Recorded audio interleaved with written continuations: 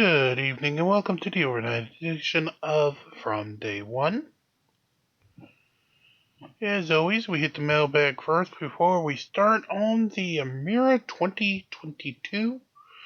Art Bell is with us tonight with Dr. Dennis Mckenna talking about psychedelic research. So as we march through Dominion, let's begin with Art Bell.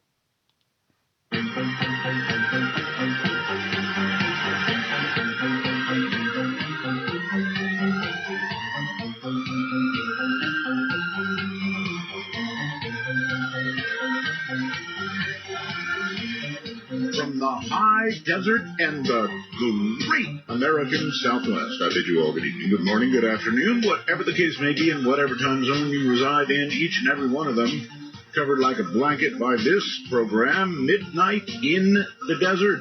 I'm Art Bell. It is grand to be here tonight. Dennis Mckenna is going to be my guest, and it's going to be a kick-butt show. We have rules here, only 2 of them during the week. No bad language, and only 1 call per show. That's it. All right, little bragging, I guess. This is kind of interesting. Actually, a lot of bragging. 2 stories. TalkStream Live, they monitor all the talk shows on the net, released its third quarter 2015 ratings and ranks for the most streamed national radio talk shows. Michael Savage continues to dominate digital space, reaching new heights with a 27 share, his highest ever. Savage takes the top spot once again, further extending his number 1 streak. Congratulations, Mr. Savage, with high margins over all other competitors, followed by Rush, Laura Ingram, Mark Levin, and Glenn Beck. Then it goes on. Art Bell returned to talk radio with Midnight in the Desert.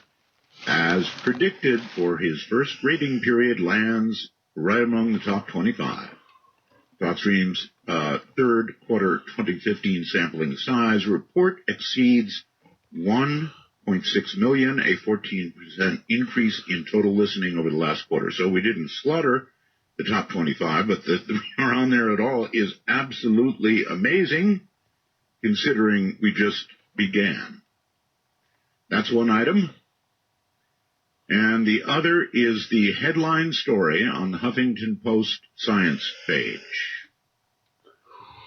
Go to the Huffington Post, and the headline you're going to see is "Scenario that opens, quote, the day after tomorrow," end quote. Actually, not that far-fetched, according to research. The 2004 blockbuster movie, The Day After Tomorrow, is all about the disastrous effect of the collapse of a massive temperature-driven ocean circulation system. Although the system known as the Atlantic circulation system is real, researchers said at the time that the movie wasn't based in facts, right?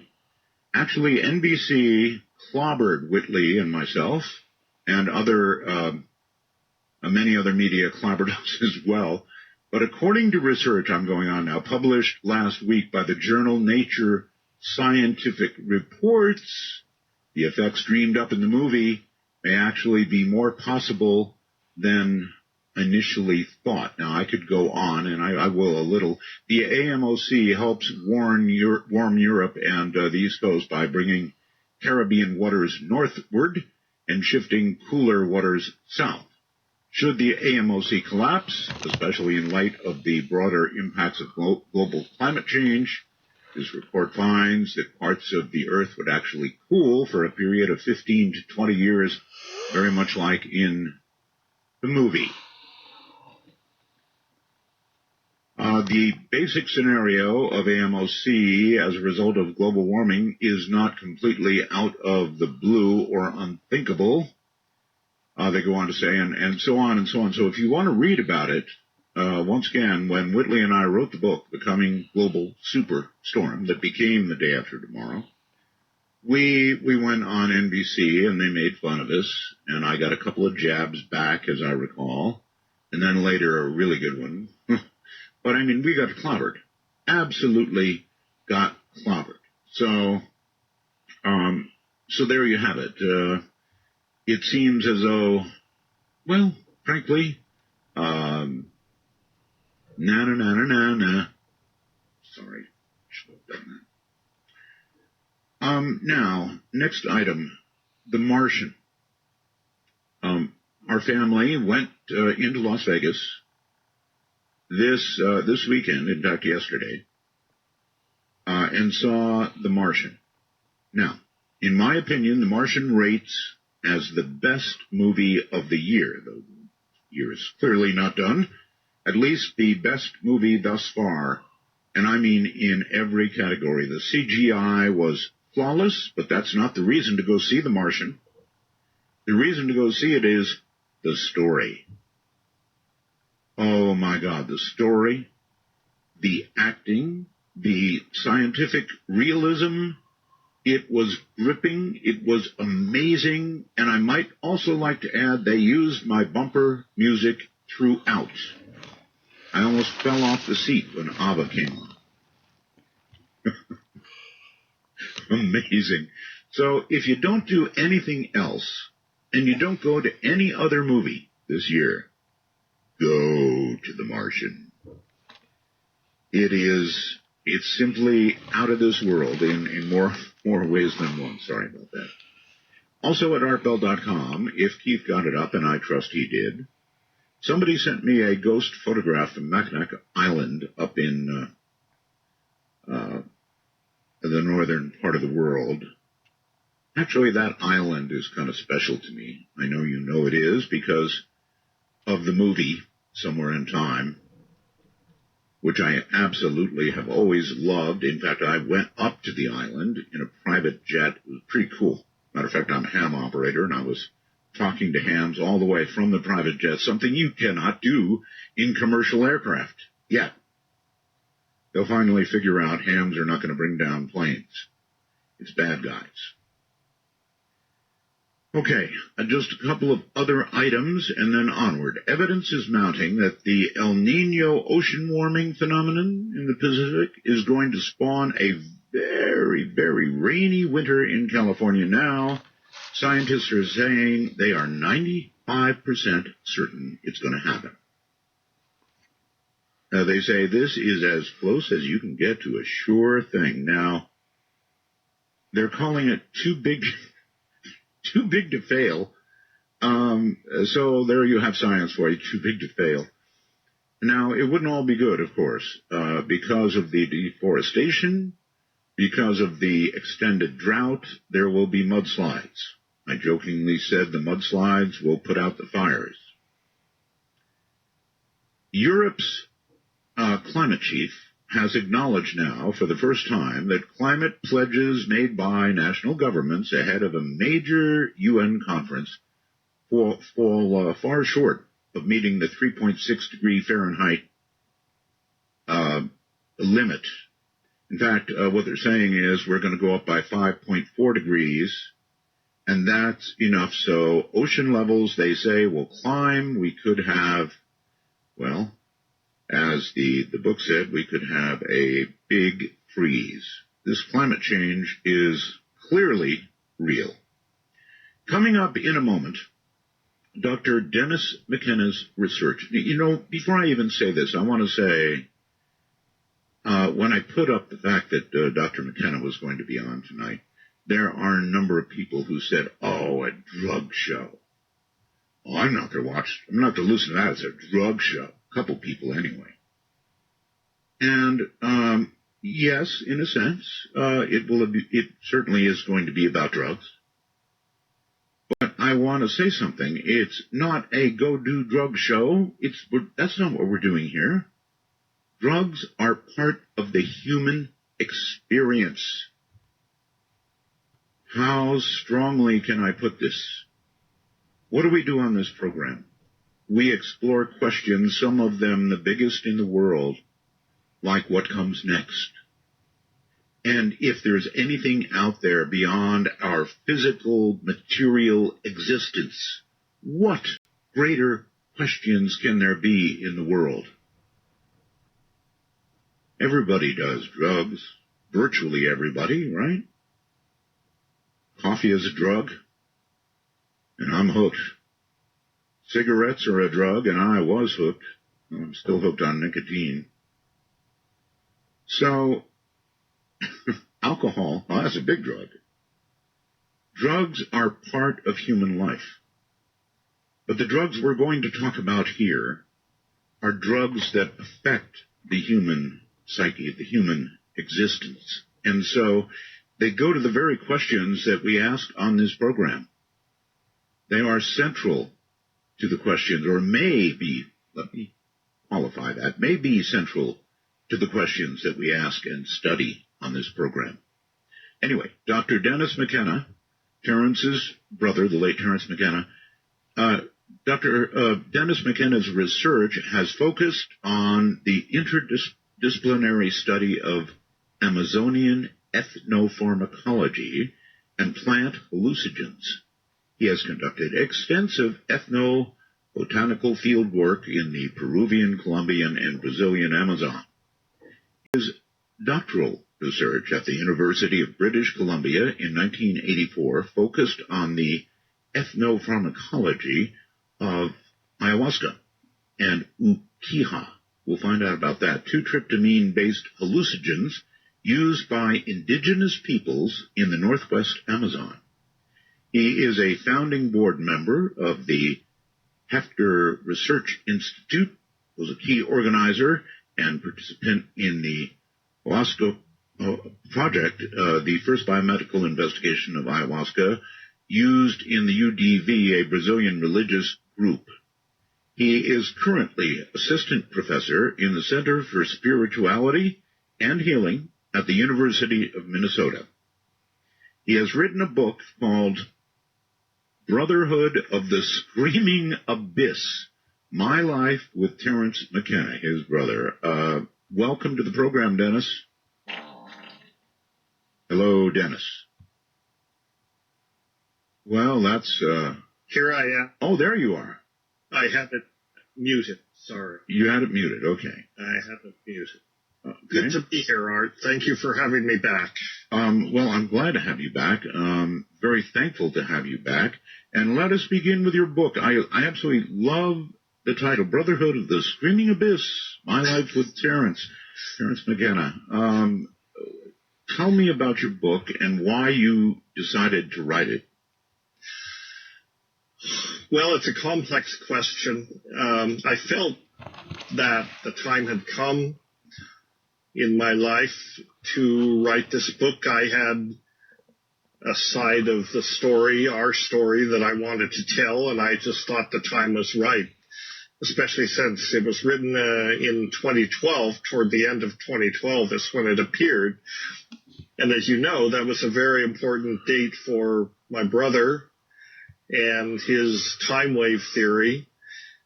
So it was partly a personal thing. It was a desire to tell my story. I mean, that's what it boiled down to. And I was able to do a successful Kickstarter campaign so I could create the time and the resources to write the book. And so it appeared. Okay. 18 months later. Okay. And I did not do the break that I had promised I was going to do, which probably accounts for your not coming back in a timely way. So let me do that break. And by the way, they used this song, folks, in my movie, The Martian. I about fell out of my seat. They used a lot of the other music I use, and then toward the end of the movie, they used this song by Abba.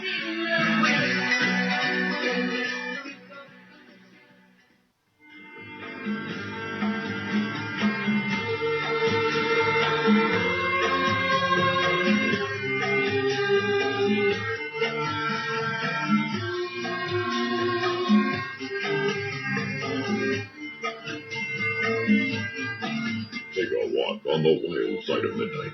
From the Kingdom of Nye, this is Midnight in the Desert with Art Bell. Please call the show at 1-952-225-5278. That's 1-952-CALL-ART. Once again, here is Dennis Mckenna. Welcome back, Dennis. Thank you. All right, so the title, though, Brotherhood of the Screaming Abyss. How'd you come up with that? Where did that come from? Well, I don't know. It says book. What it says here at the bottom, book, Brotherhood of the Screaming Abyss, My Life with Terence McKenna.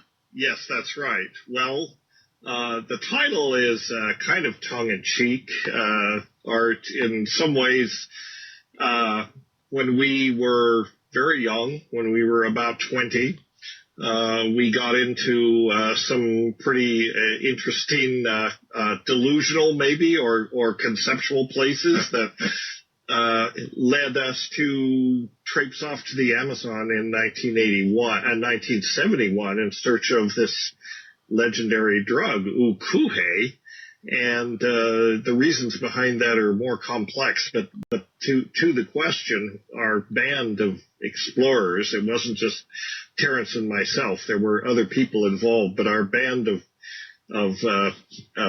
people that went down there, we called ourselves the Brotherhood of the Screaming Abyss. Okay. Kind of tongue-in-cheek in some ways, because we knew we were looking for a secret. We had this idea that somehow that the tryptamine hallucinogens held a great secret, but we didn't really know what we were getting into. And as it turned out, subsequent events proved that we really didn't know what we were getting into.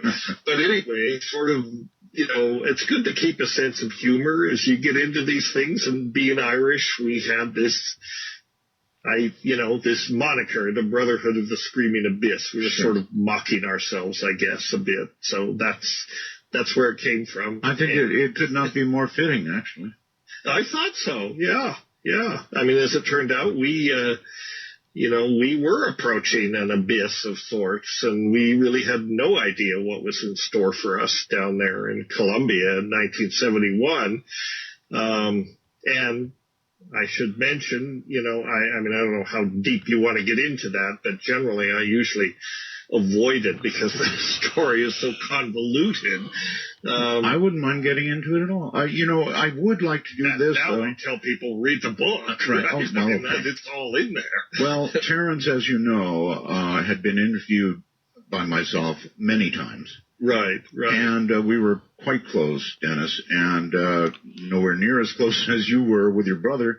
But I'm kind of curious. You have followed, to some degree, parallel courses, and to some degree, not parallel courses. And I wonder if you would, if you can enlarge on that thought. In other words, in what ways are you different than your brother was?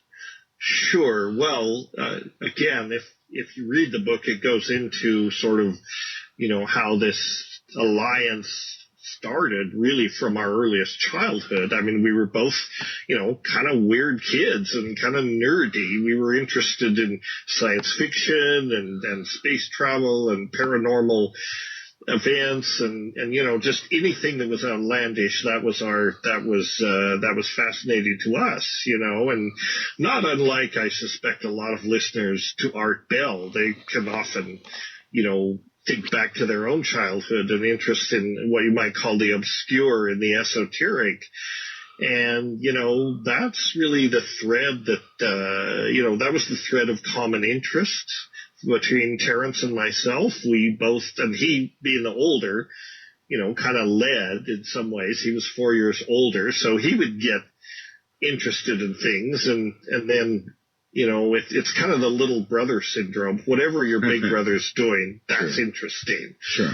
You want to be in on that, even though half the time he says, "Go away," you're just a pest. But we sort of grew out of that, and then we realized that, we both had mutual interests and both had something to contribute. And so, we were good partners in this exploration of the bizarre. And when it came to psychedelics, psychedelics came up into the culture, and we clearly thought, this is big news. This is worth looking into, something that can, allegedly opened these other dimensions. This was right up our alley, being fed on science fiction. And that's what I'm trying to tell my audience. That's what I'm trying to tell the audience. This is not a do drug show. This is a show that goes to the very center of the questions that we deal with on this program. And there are many paths to finding out what comes next or what is beyond, if anything, beyond the material. And right. If there are bigger questions in life, I don't know what they are. Well, exactly. I don't either. And, back in the 60s when we discovered these substances, these medicines, I thought it was, the most significant discovery I've ever made. And what are we into? That was the 60s. So 50 years on, my opinion hasn't really changed. I think that psychedelics are damned interesting and darned interesting, I guess I should say. That's fine. No, that's fine. Did you find that you and Terrence had a different road or different approach to basically the same thing, or were you always sort of in lockstep? No, not at all. I mean, we did have a different approach, and he was more of a philosopher and a cultural commentator and a brilliant mind. Oh, yes. But his approach was not really the science route, and I was more in the science route. I took a scientific interest in studying these things. But always I was cognizant of how limited science is in terms of really understanding what these materials are, and also, by extension, understanding what consciousness is, what mind is, because that's really what these things are. They're tools for exploring consciousness and possibly trying to understand the relationship between the brain and the mind, So in some ways, I think of psychedelics, they're really tools for neuroscience in a certain way, but they're also tools for, I guess you could say, phenomenology, people that are trying to understand, what it is to be conscious. These are tremendously useful tools, and, in that respect. Now, you can say, well, these are drugs, right? So therefore, they're completely illegitimate. And what I would say to that is, there are drugs and there are drugs, right? Yes. For one thing, there are all kinds of drugs. As you pointed out earlier, coffee is a drug, tea is a drug, all these things. So the blanket term drugs is utterly meaningless. We have to say, what kind of drugs? And it so happens that the psychedelics are in a special class of drugs. They don't cause addiction. They're not particularly toxic, but they do really interesting things phenomenologically. And they don't really, although they're classified as drugs of abuse, again, another meaningless term, but they don't necessarily invite abuse because in the sense that to use them, you have to do a lot of processing to deal with what they bring up. To use them they have no relationship to the kind of hook that heroin or any other addictive substance like that puts on you, right? Those are totally different neural circuits. Psychedelics don't work on those circuits. They work on serotonin, which is, another important neurotransmitter, but they don't have this, and the pharmacologists call it reinforcing effect, meaning the more you take it, the more you want to take it. With psychedelics, it's quite the opposite. The more you take it, the more you wonder if, am I going to be able to face it the next time? It doesn't invite you to leap off the cliff every other night or anything like that, because, you get into some fairly strange realms. Well, you went on to get a doctorate to study this, so clearly you did take the scientific approach. How does one go about doing research on drugs that the government says you should be arrested for? Well, surprisingly, there is a way to do that. It involves a lot of bureaucracy, It involves usually working through major academic institutions. It helps if the scientists doing the work and applying for the grants and so on have excellent credentials in their field. Sure. All of those things. And as it turns out, this has all happened within the last decade, more or less since the last time we talked. I've talked about the Hefter Research Institute, which I'm affiliated with. And then there's MAPS, which is a much more larger and well-known institution. But basically, most of the scientists that are working in this field today are affiliated with institutions like New York University, Johns Hopkins, UCLA, Harvard. So these are not podunk institutions, right. These are some pretty well credentialed institutions. And within that framework, these investigators have got a number of research programs going right now, clinical trials. That's the holy grail, really. When it comes to clinical research with psychedelics, you have to do an FDA-approved clinical trial, and it takes a lot of doing to get the permission to do that, but you can get it. All right. I would imagine a lot of paperwork. All right. Hold tight, Dennis. We are at a break point, so stay right where you are. This is the longer break I spoke of, so relax. We'll be back in about 7 minutes or so. I'm Art Bell.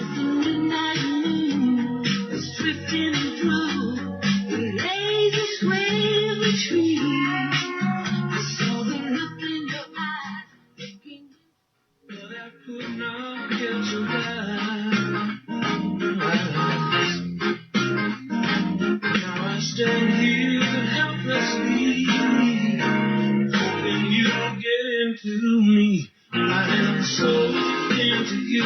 In that darkest time between dusk and dawn, from the high desert, it's Art Bell's Midnight in the Desert. Now, here's Art. Here I am. My guest is Dr. Dennis Mckenna. And we are exploring the world of psychedelic drugs. And I think the first question I would like to ask is, when one does the hellish amount of paperwork, no doubt, required to get permission from the government to study these drugs, I'm certain that one has to project the possibility of positive benefit or knowledge coming out of it. And I wonder, Dennis, how you or what you put down as a possible positive benefit coming from this study. Yeah, well, there are a number of them. You're right. When you get one of these FDA-approved studies going, you want to project a therapeutic outcome, right? Why are you doing this? Yeah. And it turns out there are a number of kind of intractable conditions that the psychedelics can address that no other class of psychopharmaceuticals, psychopharmaceutical medications can really address. They can kind of scab things over, like antidepressants, SSRIs, for example, do not really resolve the underlying causes that make people depressed, right? Right. Psychedelics can address that sort of thing. They can help people get to the root of many of their problems. And so, they're useful for things like PTSD. The medication MDMA is showing great promise to treat PTSD. And that's kind of MAPS focus right now. They're trying to get this medicine approved to treat vets, right? As you know, we have lots of vets who have problems with PTSD, and there really is no adequate treatment. The Hefter Research Institute, my group, which I'd like to say it's hefter.org if you want to see what we're up to, HEFFTER.org, we've kind of staked out psilocybin as our main medicine, our main drug of interest right now. Okay, doctor, I'm hearing you move around something there. I'm not sure what it is. I'm probably waving my hand. Sorry. Waving your hand should be fine. Speaker, Art. What can I say? Yeah, it's this kind of connection. It's perfect audio, so we tend to hear every little thing. Yeah. Sorry about that. So anyway. But anyway, psilocybin, as you probably know, is the active principle of the magic mushrooms. Right. The psilocybin mushrooms. And psilocybin turns out to be a very good psychedelic to use in a clinical setting because it's fairly short-acting. It's not toxic. It can be given to people in advanced states of cancer, for example. People not in the best of health can tolerate it if that's necessary. And it reliably produces a profound psychedelic experience that is not unlike a mystical experience. In fact, it is a mystical experience. So this is one of the breakthroughs of this study of this pharmacology. We've come to understand we can simulate a mystical experience, and that is very meaningful and profound for many people. So if you're dying, for example, if you're in a terminal cancer patient, you're anxious about dying, right? You're anxious about death and how do you face it and what's going to happen to your loved ones and all this. Some people are so, distressed by this that they really need some kind of help. And we found that psilocybin, in the right circumstances, can help these people with anxiety, what we're calling existential anxiety about their fate as dying. And it's been tremendously helpful for a lot of people. And there have been numerous studies now done at Johns Hopkins and NYU. If you go to the Hefter research site and click on our research, you can get a summary of all these studies, what's going on. Okay, you say it relieves or may relieve somebody's, hello? Yes. Yes, it may relieve somebody's fear or change their fear of dying. And I wanted to ask if it's because this experience, Doctor, I guess, introduces somebody to the concept of something beyond the physical, and that is where the relief comes for them?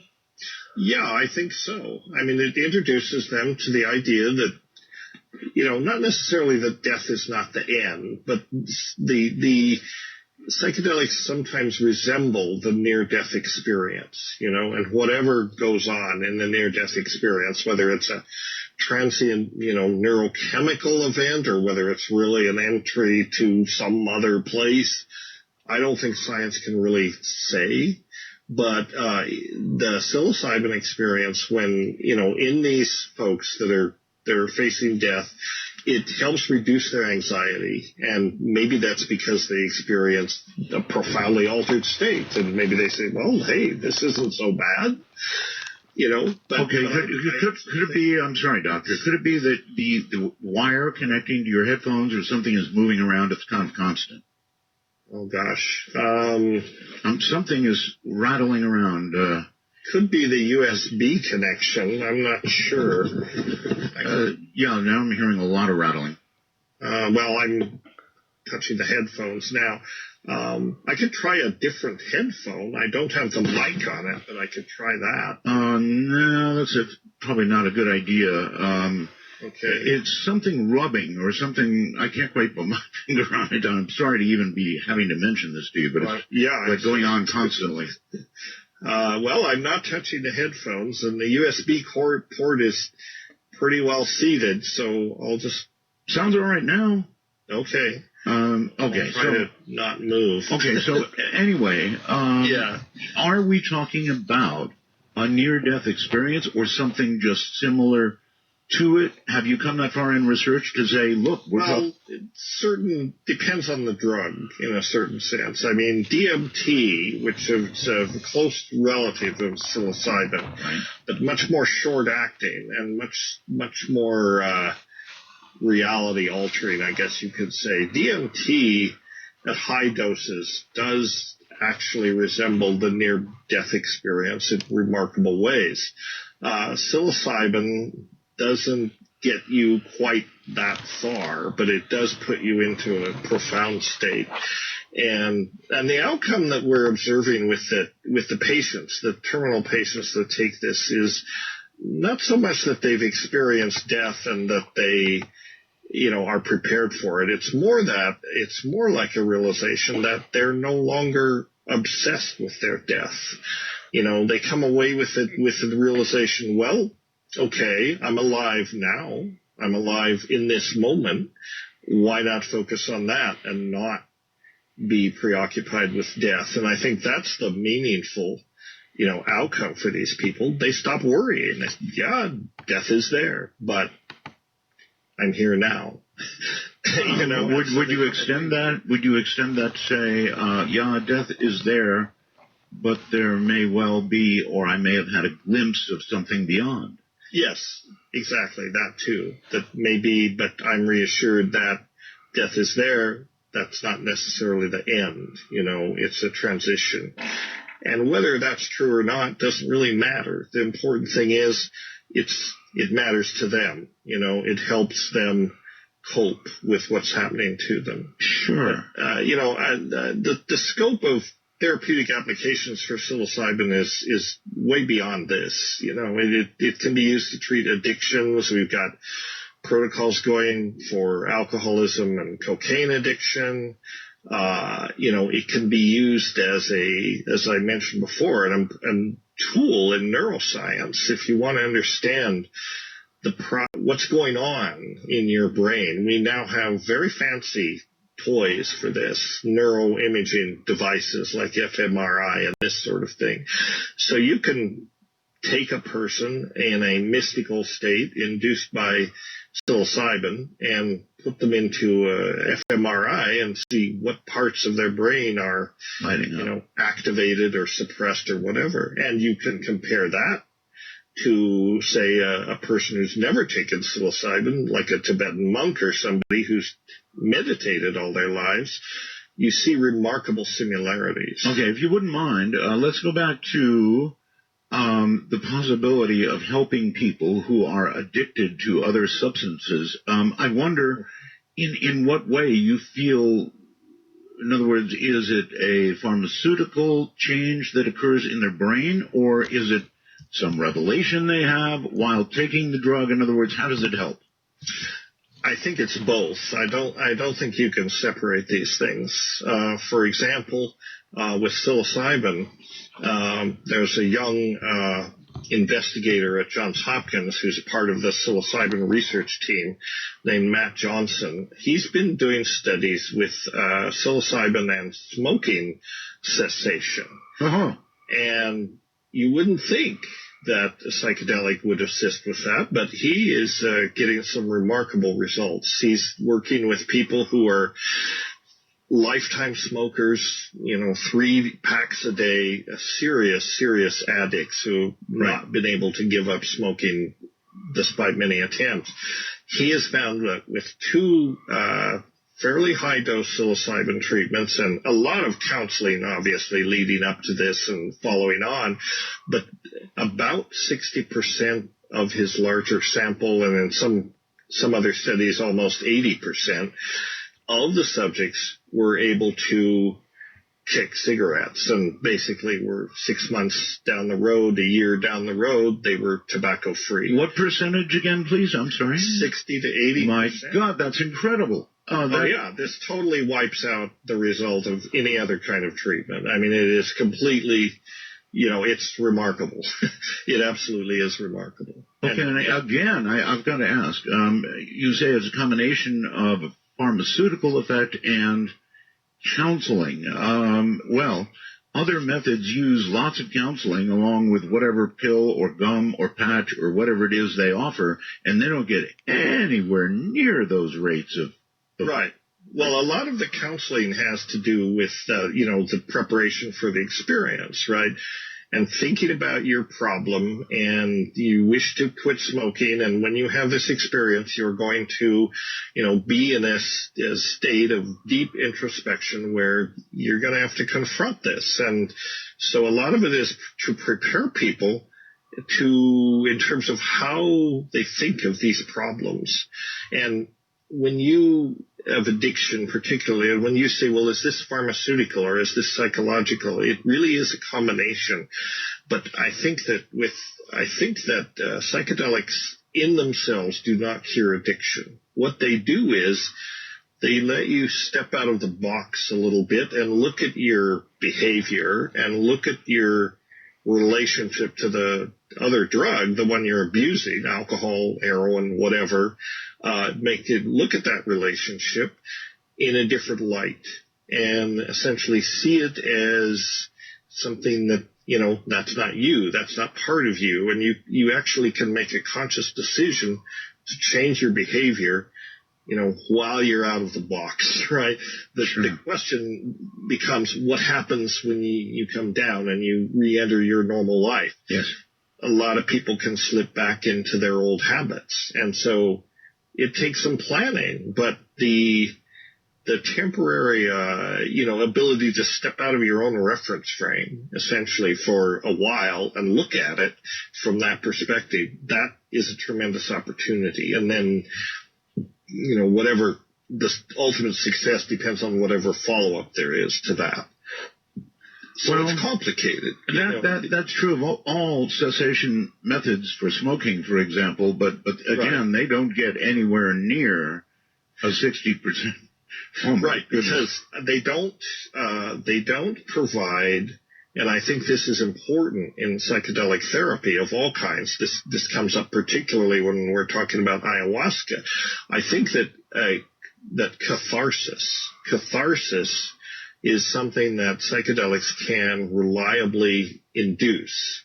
And catharsis is defined various ways, but it's a spiritual, it's a crisis, it's a personal, spiritual, psychological crisis that leads to renewal, essentially. So it's a sort of reworking of this whole thing, some of which I think does take place on the neurochemical level.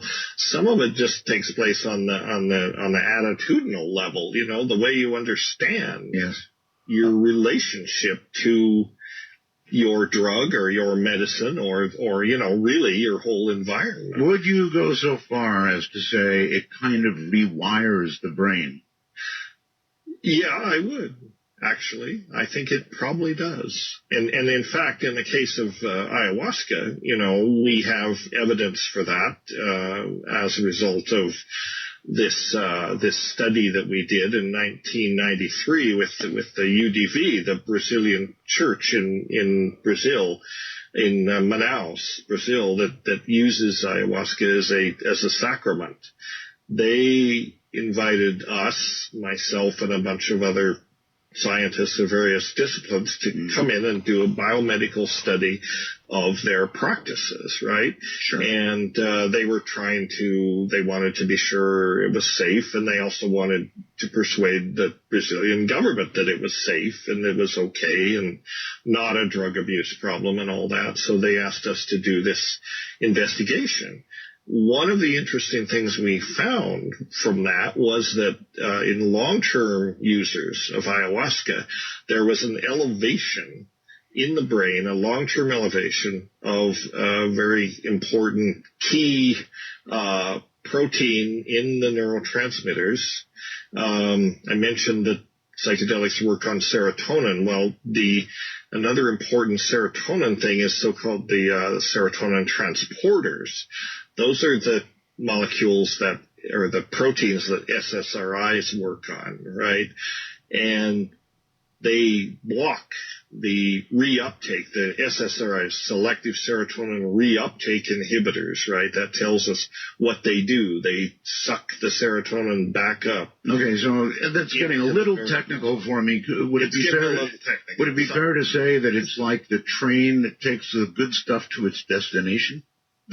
or a vacuum cleaner is a better analogy in the presynaptic membrane that sucks everything back up and reuses it. Right. But that's not what ayahuasca did. What we found was that the ayahuasca actually caused these transporters to multiply, to increase their density in the membrane.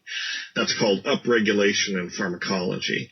And we didn't know what that meant when we detected this event with this effect. We thought, what does this mean? Why does it upregulate these transporters? Then we got looking into the literature, and it turns out there were all sorts of syndromes related to abnormally low levels of these transporters. Abnormal deficits in the transporters were linked to things like alcoholism, intractable depression, suicidal behavior, even homicidal behavior. So we thought, wow, this is really a pretty clear relationship, I mean, there are all of these pathologies related to abnormal deficits in serotonin transporters, and ayahuasca reverses this. Okay, so then maybe the average person could think of it as more trains to take more trains. Better vacuum. That's right. Exactly. That's right. To get more of the good stuff where it needs to go more frequently. That's right. So that's evidence that, these psychedelics can in some ways rewire your neurochemistry. And MDMA is another one, for a long time it was thought that MDMA was neurotoxic to serotonin receptors, serotonin neurons, and it is at high doses, but they're usually quite a bit more than any human would take. It turns out at the lower level, they're not neurotoxic, but what they probably do is increase neuroplasticity. Neuroplasticity is just the ability of the brain to change, to adapt to new conditions. All right. It used to be thought that neurons never changed. You got a certain complement, and that was it. All right, Doctor, hold it there. We've got a break, and I've got a break here, so we'll be right back. 2 minutes. And we will continue with Dr. Dennis Mckenna.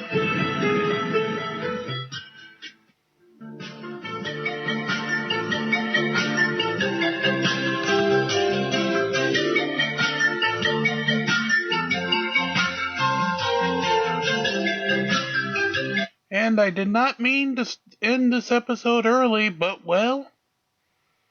system crashed, so I guess that's where we're going to cut it for tonight. Come back tomorrow for more Dr. Dennis Mckenna and Art Bell. Till then, like, share, and subscribe. Be kind to one another, and march along as we march to the different drum here on From Day One. Have a great night, and enjoy your night's rest.